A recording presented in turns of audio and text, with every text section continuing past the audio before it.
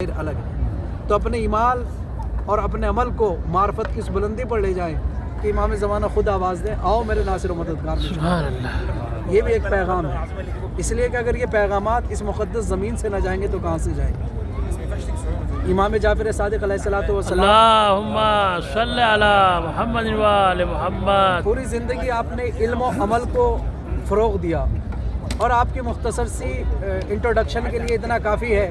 آج پوری دنیا میں کیمسٹری پڑھائی جا رہی ہے تو فادر آف کیمسٹری آپ کا اسٹوڈنٹ ہے جابر ابن حیان کوفی۔ الجبرا جو سپوز دیٹ، بات چونکہ زیادہ نہیں ہو سکتی ہے، 8th اسٹینڈرڈ کے اندر میتھمیٹکس میں پڑھایا جاتا ہے سپوز دیٹ، الجبرا قانون کہلاتا ہے۔ اسے اس لیے الجبرا کہا جاتا ہے کیونکہ وہ حضرت علی نے جناب جابر کو بتایا تھا، تو علی کے ذریعے سے جو بات جابر کو پہنچی، ان دونوں کو لفظوں کو ملایا گیا، علی اور جابر کو، تو انگریزوں نے اسے الجبرا بنا دیا۔ یہ سپوز دیٹ در حقیقت حضرت علی علیہ الصلوۃ والسلام کا فارمولہ ہے جو اسی مسجد نبوی کے اندر مولا نے پیش کیا تھا جناب جابر اور جناب قمبر کے ذریعے سے۔ لہٰذا چھٹے امام نے جگہ جگہ پر اپنی چیزیں پیش کی۔ ہمارے انڈیا کے اندر بھی پٹنہ کے اندر ایک خدا بخش لائبریری ہے، اس کے اندر بہت سی مخطوطات کہتے ہیں وہ چیزیں کہ جو آج تک پرنٹ نہیں ہو پائی ہیں، تو بہت سے مخطوطات آج بھی موجود ہیں جیبر کے، اور جناب جابر کو صرف 4.5 صفحے پڑھائے جو جناب جابر نے لکھے، ان 4.5 صفحوں کے اوپر پورا کیمسٹری کھڑا ہوا ہے پوری دنیا کے اندر آج۔ آپ سوچئے جو 4.5 صفحے پڑھانے کے بعد علم حاصل کرتا ہے، 4.5 صفحے پڑھنے کے بعد، تو فادر آف ماڈرن کیمسٹری بن جاتا ہے۔ جس کے پاس علم ہی علم ہو وہ جعفر صادق کس منزل کیا پر کہنا ہے، پہنچا۔ جزاک اللہ، سبحان اللہ، سبحان اللہ۔ اچھا، پھر ایک مناسبت یہ بھی ہے کہ آپ جس مقام پر بیٹھے ہیں یہ مدینہ منورہ ہے، سامنے رسول کی روضہ موجود ہے، اور ادھر سامنے امام جعفر صادق علیہ الصلوۃ والسلام جنت البقیع کے اندر آرام فرما رہے ہیں۔ اس سے بہترین کیا چیز ہو سکتی ہے کہ آپ کا نام بھی صادق ہے اور آپ کی ولادت رسول خدا کی ہوئی۔ یہ شرف اللہ نے بخشا، اسی لیے بہت سی جگہ پہ جشن صادقین بھی ہوتا ہے، 2 سچوں کا جشن۔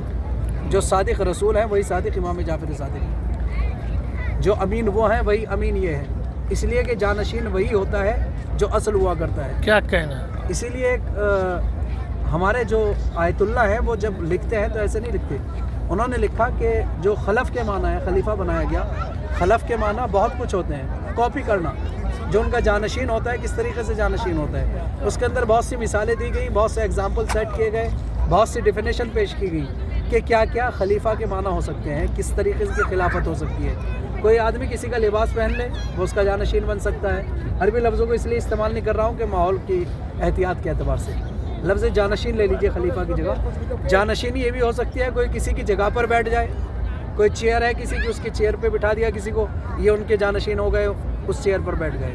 کوئی کسی کا لباس پہن کر کے کسی کا جانشین ہو سکتا ہے، لیکن یہ جو جانشینی ہے اس کا عمل کوئی عام عمل نہیں ہے، بلکہ اسی جانشینی کا عالم یہ ہے کہ اگر رسول نکاح کر سکتے ہیں جس عورت سے، تو ان کے جانشین کو اسے طلاق دینے کی اتھارٹی حاصل ہوتی ہے۔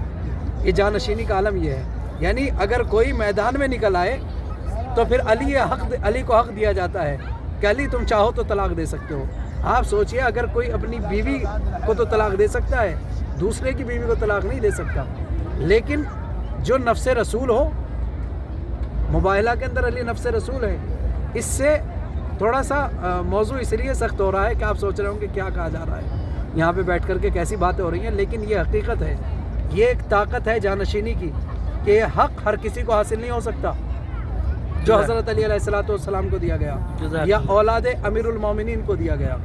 پوری دنیا کے اندر جہاں علم کے چراغ جل رہے ہیں وہ اسی گھرانے کی دین ہے، جہاں سخاوت جتنی بتائی جا رہی ہے وہ صرف اسی گھرانے کی دین ہے، یا یہ کہا جائے پوری دنیا میں جتنی بھی اچھی باتیں، چاہے وہ لکھت میں ہوں یعنی کہ ریٹن میں آ گئی ہوں، یا ان ریکارڈ ہوں جن کو زبان سے کہا جاتا ہو، جو بھی اچھی باتیں ہیں وہ صرف اسی گھرانے کی دین ہے۔